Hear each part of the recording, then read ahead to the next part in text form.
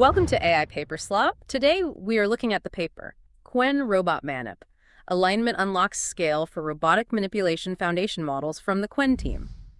If you've been following the quest to build a true Vision Language Action, or VLA, foundation model, you know the Holy Grail has been trying to replicate the scaling laws that made large language models so powerful. Right, exactly. We want to feed a model a mountain of data and just watch its capabilities emerge. But robot data is notoriously heterogeneous, it's expensive, and it's incredibly narrow.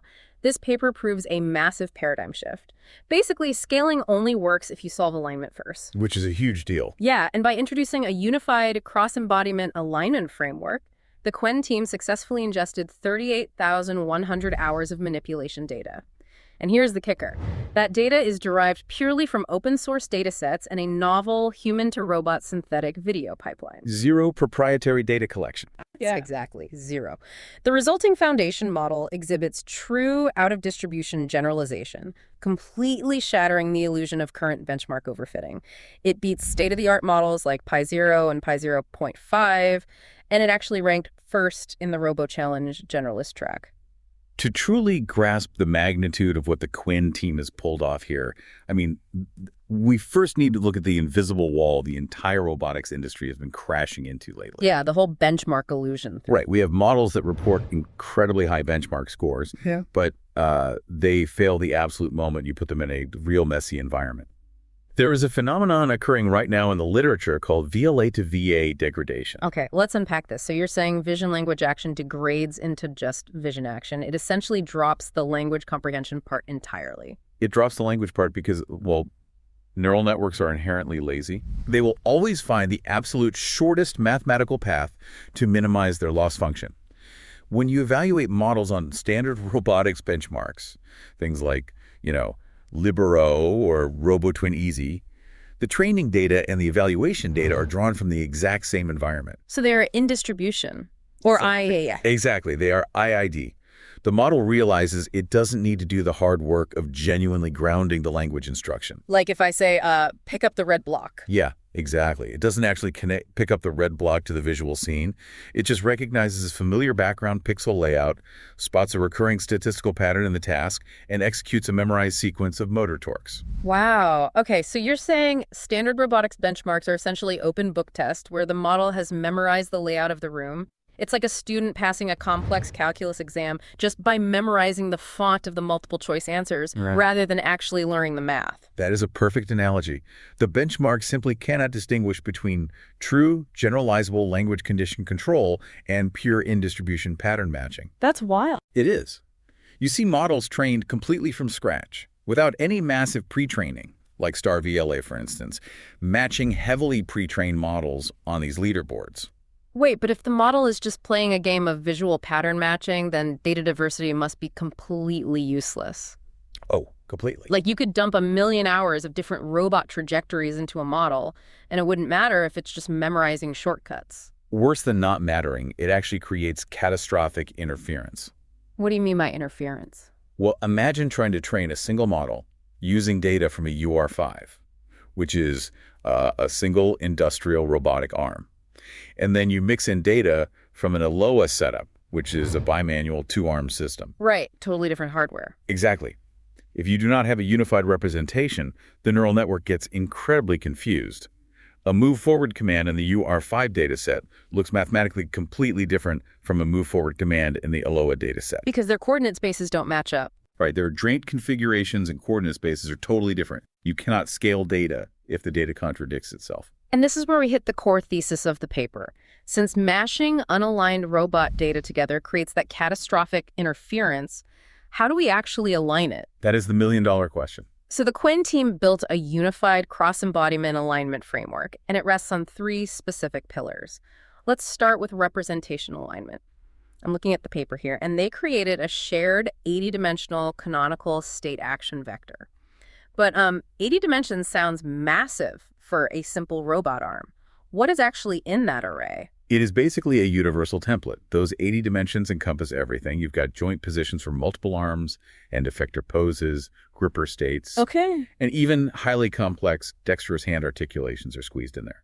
The genius here, though, lies in the per-dimension binary masking. Wait, how does masking solve the problem of a robot not having hands? Like, if you are training on a simple single-arm robot, what happens to the dimensions reserved for the second arm and the dexterous fingers? They are just mathematically masked out. Oh, I see. Yeah, the neural network's attention mechanism is explicitly told to ignore those values, effectively setting them to null. That makes sense. It allows vastly different morphologies to all fit into one standardized mathematical template without forcing the model to calculate false gradients for joints that, well, do not physically exist on that specific robot. Okay, so the data is finally in the same shape. But what happens when the camera perspective completely changes? I mean, a camera mounted on a robot's wrist and a camera mounted on a tripod across the room, they represent fundamentally different realities for the robot, right? They do, and that brings us to the second pillar, which is motion alignment.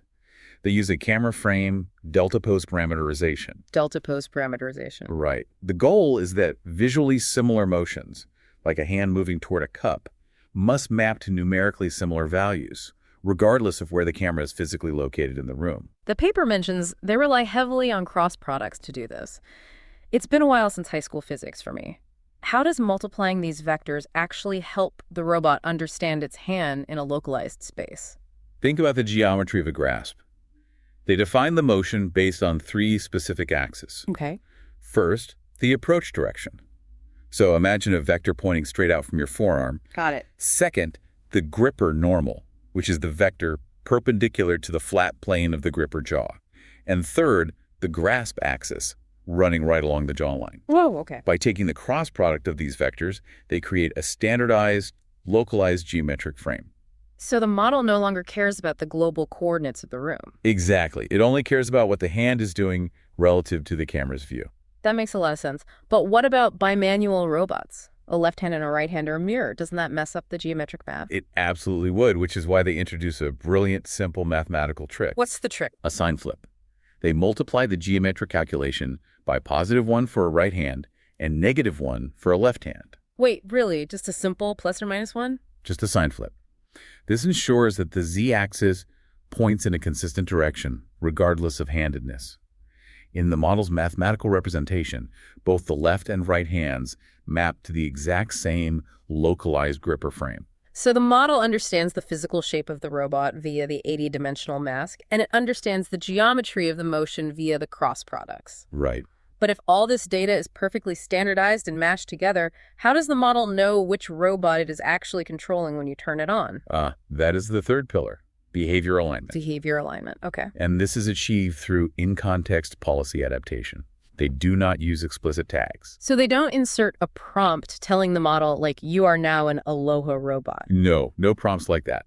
Instead, the model uses its own execution history as an implicit embodiment identifier. It looks at the sequence of states and actions it just performed in the current episode over the last few frames. Oh, so it's like waking up in the dark in a strange hotel room. You don't need a map. You wave your arms around, you feel the weight of the blanket, find the edges of the bed, and you instantly orient yourself based purely on that physical feedback loop.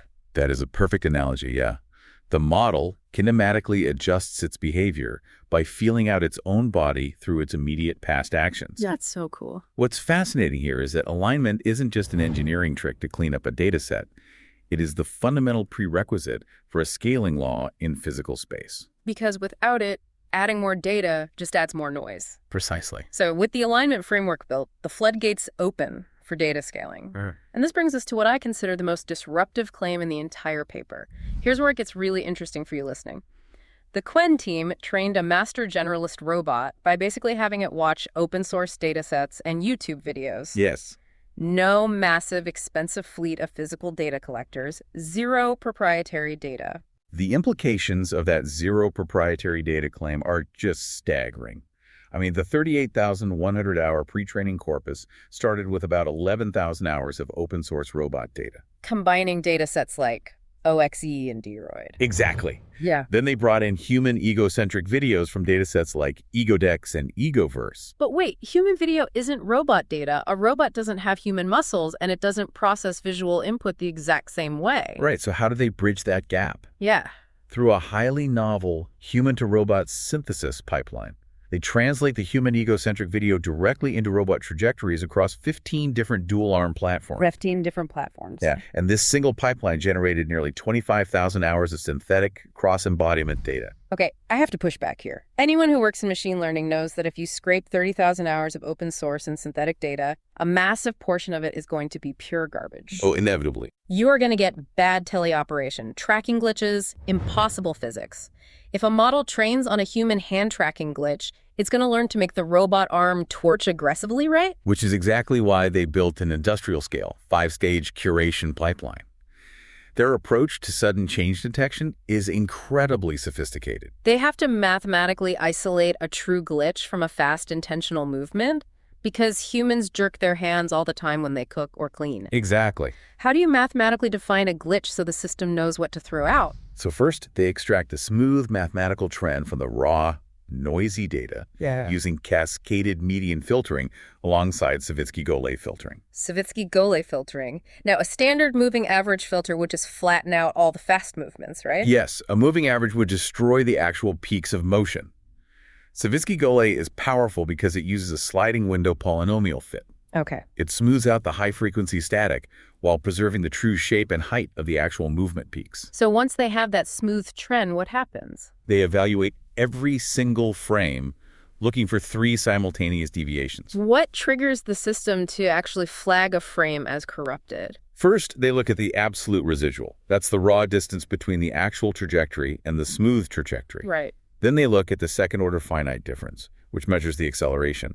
Finally, they measure the third-order finite difference. Wait, third order? Is that jerk? I remember from physics that jerk is the literal rate of change of acceleration. It is, yeah. Huh. So if a human hand tracking glitch causes the coordinates to suddenly teleport an inch to the left, that frame will register a high absolute residual, a physically impossible acceleration, and a massive spike in jerk. And the pipeline instantly flags it and discards the sequence. Exactly. They also enforce strict trend alignment, extreme value removal, and even cross-modal checks using VLMs to ensure the action in the video actually matches the text instruction. That's brilliant. It guarantees the synthetic data is highly reliable. It really does. So if we've got perfectly sanitized, mathematically aligned data at scale, we're finally ready to train. But when you actually try to feed this massive, dense physical data into a high-level vision language model, doesn't it usually cause the AI equivalent of amnesia? Catastrophic forgetting, yeah. Right. Forcing a brilliant VLM to predict high-frequency, low-level motor torques tends to make it suffer from catastrophic forgetting. It loses its spatial reasoning and common sense. This is a critical architectural challenge. The Qwen team mitigates this using a dual-stream co-training strategy. Dual stream? Yeah. Instead of just fine-tuning the model entirely on robot manipulation data, they jointly optimize it over the manipulation stream and a highly curated vision language stream simultaneously. So it's doing both at once. Exactly. This secondary stream includes complex spatial grounding tasks and embodied chain-of-thought reasoning. It forces the model to constantly practice its high-level logic and visual understanding while it learns low-level physical control. And for that physical control, they aren't just using a standard linear output head to guess the next joint angle. I saw they built a dedicated diffusion transformer, a DIT, to act as the action expert. Yes, and the DIT action expert is remarkable. It is trained with a flow matching objective. How is that different from regular diffusion? Well, traditional diffusion tries to guess the noise and subtract it. Flow matching instead predicts a velocity field, the most direct path between pure Gaussian noise and the ground truth action chunk. Okay. During training, it samples a time step from a beta distribution and learns to map that optimal trajectory. Let me make sure I'm picturing this right, because flow matching diffusion sounds incredibly computationally heavy for a physical robot that needs to react in real time. It is heavy. I mean, if it takes 3 seconds to calculate how to move its arm, it's going to drop the plate. Right. At training time, it is heavy. But at inference, they execute this velocity field with just 4 Euler integration steps. Just 4. Just 4. Instead of the robot's brain getting bogged down doing hundreds of complex reverse diffusion calculations to figure out how to move, it essentially skips to the end in just 4 massive leaps. Wow. This provides the ultra-low latency control necessary for real-time robotics without sacrificing the highly expressive distribution of the diffusion model. I was looking at the ablation studies on this architecture, testing different ways to physically connect the VLM brain to this DIT action expert. Simply feeding the final output hidden states of the VLM into the DIT didn't yield the best results, did it? No, it didn't. The best performing variant was a pure self-attention DIT that utilizes a weighted residual combination. Weighted residual combination. Yeah, they fuse per-layer vision and language features from the VLM directly into the corresponding layers of the DIT. So the action expert is constantly referencing the visual and linguistic context at every single level of its own processing, rather than just getting a summarized memo at the end. Exactly. If we connect this to the bigger picture, the vision language model is the cerebral cortex. Handling the high-level logic, the language, the spatial awareness. Right. And the DIT is the cerebellum, managing the low-level, high-frequency muscle memory. Oh, that makes sense. The code training and the weighted residual connections ensure the cerebellum's physical routines don't accidentally overwrite the cortex's ability to understand the room. Cortex and cerebellum. It's a beautiful way to conceptualize the architecture. So we have the unified alignment, the 38,000 hours of curated data, and the dual stream architecture to preserve reasoning. Yes. All of this theory culminates in one ultimate question. Does it actually work? Specifically, does it work in those out-of-distribution or OOD scenarios where we know current foundation models completely collapse? The performance leap is definitive, and it completely validates their approach. Give me the numbers. Remember StarVLA, the model we discussed earlier that looks so good on the in-distribution benchmarks with an 85.7% success rate? Yeah, the one that memorized the calculus font. Exactly. When researchers moved it to an out-of-distribution benchmark, specifically RoboTwin Clean 2 Rand, which introduces novel visual perturbations and randomized unseen backgrounds. StarVLA's performance collapsed down to just 10.6%. Right. A total failure of generalization. It was just a memorization machine.